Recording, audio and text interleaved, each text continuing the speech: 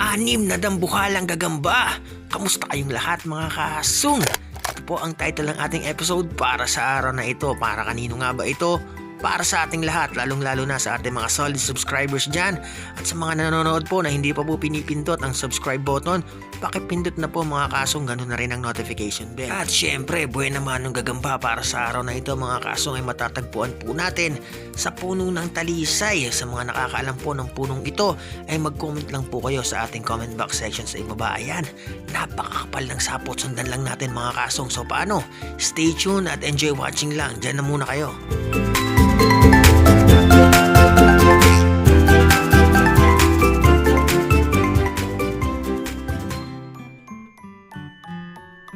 At sobrang bilis lang mga kasunggabay, nakita na natin ang unang gagambang halimaw na tinutukoy ko. Isa pa lamang po ito sa 6 na gagambang makikita natin dito sa episode na ito. At pang unang-una pa lang talaga magugulat na kayo sa sukat ng gagambang yan. Napakalaki, kulay brown na mabalbon. Gagambang Taiwan o gagambang giant. Arenaeus ventricosus po ang kanyang pinaka-official name mga kasong. Napakagandang gagamba. Unang-una. At sa pangalawa, maganda na kayo mga kasunggab.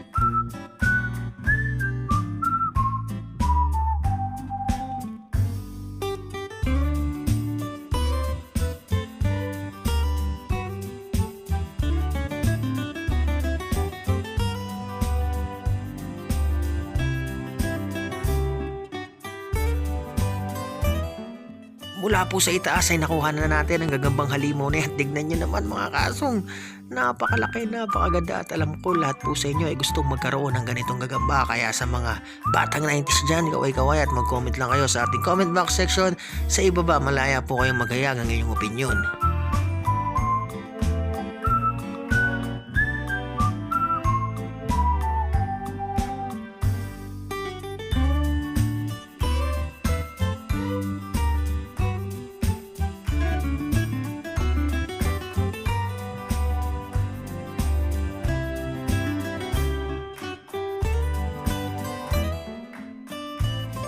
Medyo konting ingat po tayo sa paghawak ng gagambang ito dahil sa sobrang bigat nga po nila.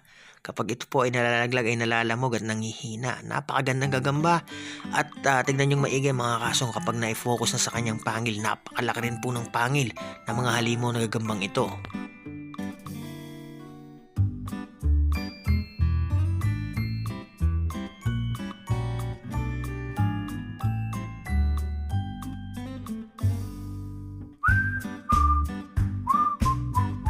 At ayun na nga po, natapos na tayo sa pang-6, pang-5 gagamba para sa inyong lahat pa rin to mga kasong. At ito, pinarada na natin ang ating e-bike na si Tyrick dahil ang gagambang na mataan natin dito na ispatan ay nasa itaas po. Kaya kailangan po natin gamitin ang ating fishing rod para sungkitin ang gagamba, kulitin at nang sa ganun ay magpakahulog mga kasungga. At ulitin ko mga kasong, pang-5 pa lamang ito, may 4 pa pong natitirang gagamba na ipapakita ko sa inyo.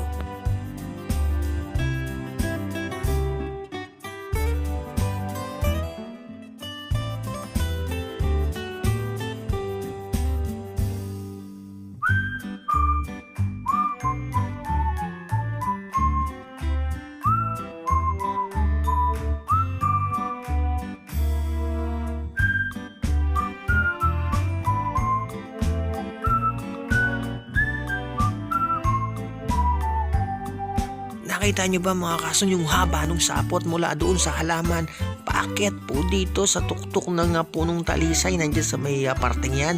Nagtatago po yung gagamba, nakita na natin. Kaya wala po tayong ibang gagawin kung di kunin ng fishing rod. Ayan, kulitin lang yung gagamba sa itaas, magpapakahulog po yan mga kasong dahil maiirita yan. Pwede nating saluhin pero dahan-dahan lamang.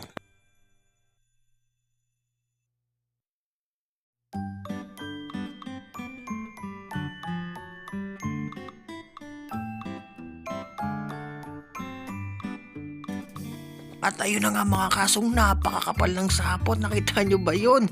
Pumunta po siya doon, nagpakalaglag siya sa may loob, sa may damuhan.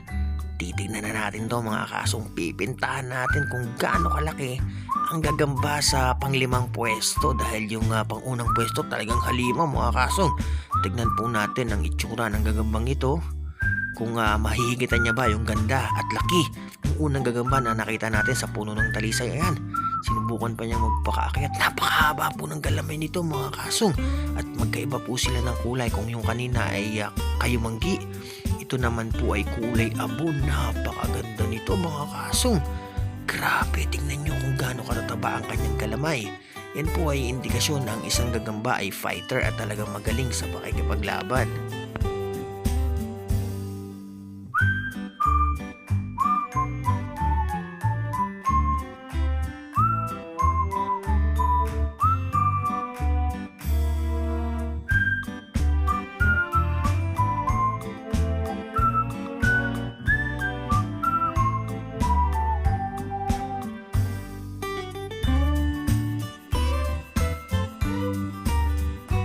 Ano pong masasabi nyo dun sa ating panglimang pwesto, dahil papunta na po tayo ngayon sa pang-apat na pwesto pa rin mga kasong, sa puno po ng talisay. Nakita natin ang sapot, palagi ko kakailanganin na naman natin ang fishing rod para kuhanin ang gagambang ito.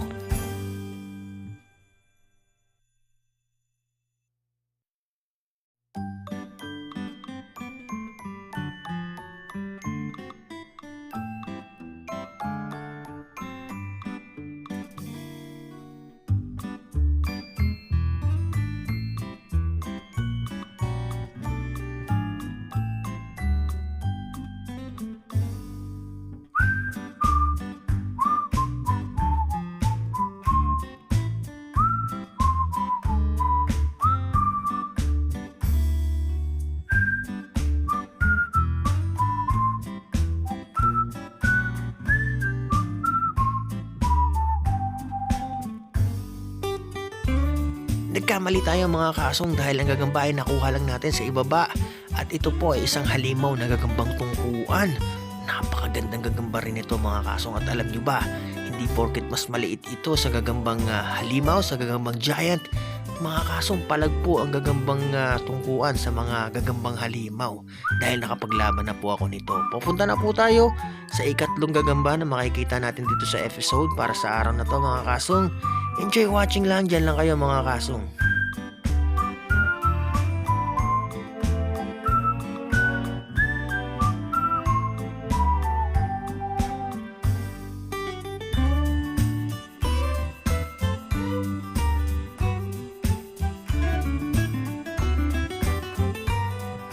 Another gagambang halimaw na naman po sa tuktok ng puno ng talisay. Talaga pong ang puno ng talisay ay favorite pong tirahan ng mga gagambang halimaw. Ayan, so kitan tayo mga kasong, dahan-dahan lang, banayad. At eto, nagpakalaglag na naman gamit ang napakaganda at napakakapal na sapot ng isang gagambang halimaw na ito. Grabe oh, malayo pa lang mga kasong, alam mo nang grabe yung haba ng galamay. At ayun, bumagsak po siya. Medyo risky po talaga ang pagkuha ng gagamba sa itaas. Ayan, dinaklot na ng inyong lingkod na si Kuya Kasunggab. At isa pong kayumanggi na naman na gagambang halimaw ang ating natanaw. Pero hindi pa po tayo sigurado doon hanggat hindi natin kino-close up ang gagambang ito na nasa ating pangalawang spot, kung hindi ako nagkakamali, o pangatlo. Ayan oh, napakaganda mga kasong, may tuldok pang puti sa kanyang likuran, malasarhento pa to. Napakagandang gagamba. At syempre mga kasunggab, ang comment box section po ay naandyan lamang. Mag-comment po kayo sa inyong mga suggestion, sa inyong mga napuna sa ating mga ina-upload na videos.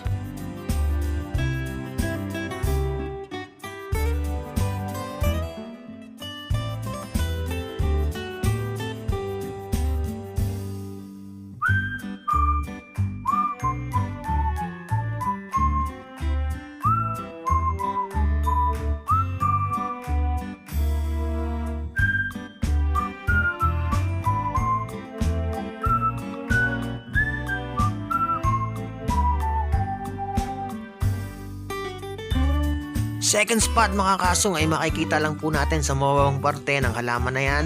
Isa pong itimang gagamba ang ating aabangan dito.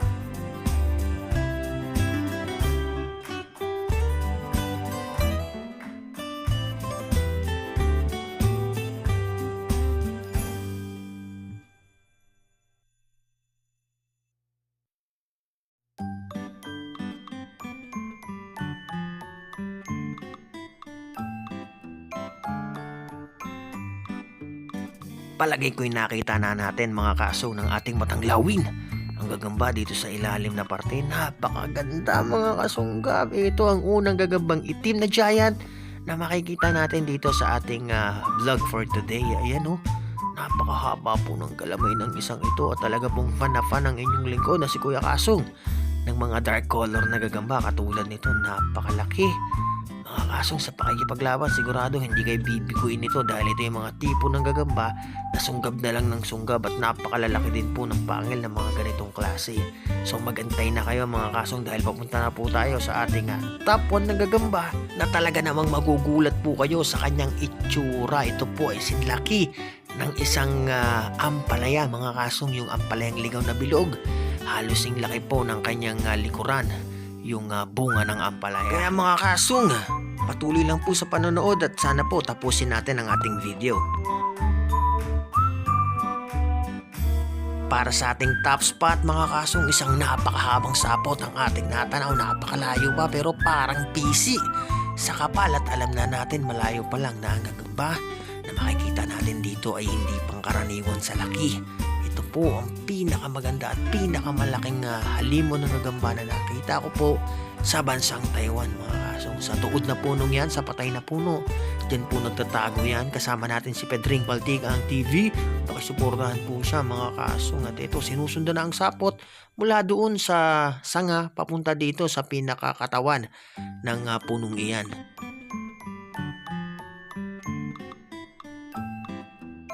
Sa palagay ko'y nakita nyo na mga Kasong. Ayan oh, napakalaki naman ito. Kulay brown din po mga kasunggab kagaya nung unang gagamba na nakuha natin. Pero ang galamay nito mga Kasong ay napakahaba. Siguro ang haba ng galamay nito ay umabot ng 2 inches. 2 inches mga Kasong. At ito na yung tinutukoy kong bunga ng ampalaya. Ayan mga Kasong, sing laki po nung likuran nung gagambang halimon na yan, yung bunga ng ampalaya. Napakalaking gagamba nito mga Kasong. Paano mga Kasong?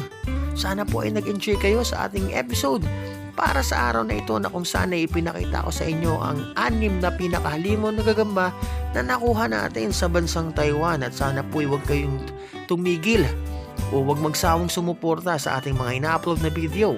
Hanggang sa muli mga Kasong, maraming salamat po. Nabubulol na si Kuya Kasong doon. Hanggang sa muli, paalam.